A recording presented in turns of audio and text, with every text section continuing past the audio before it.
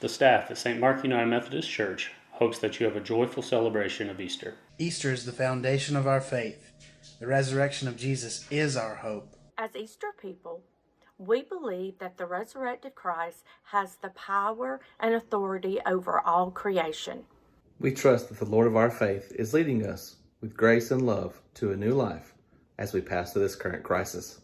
We believe that the God of all mercy and compassion will sustain us as we help shoulder the burdens of one another.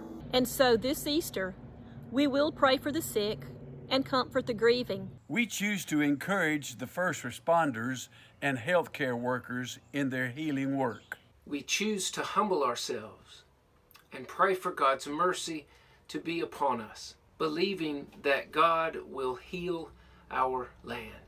We choose to bring the light of Christ into the darkness of disease and death, so that others may live in the Lord. We choose not to be controlled by our fear, but by the faith, the hope, and love that give to us by Jesus. We will tell others that Jesus is alive, and because he lives, we also live.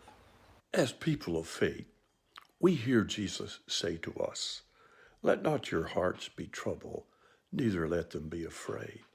He gives to us the peace that guards our hearts and our minds. None of us have ever experienced an Easter like this before.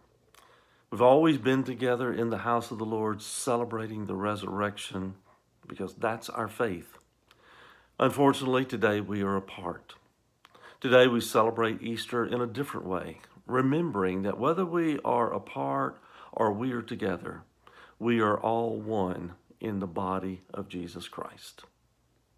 Even though we are apart, Even though we are apart. Even though we are apart. Even though we are apart. Even though we are apart. Even though we are apart. Even though we are apart. Even though we are apart. Even though we are apart. Even though we are apart.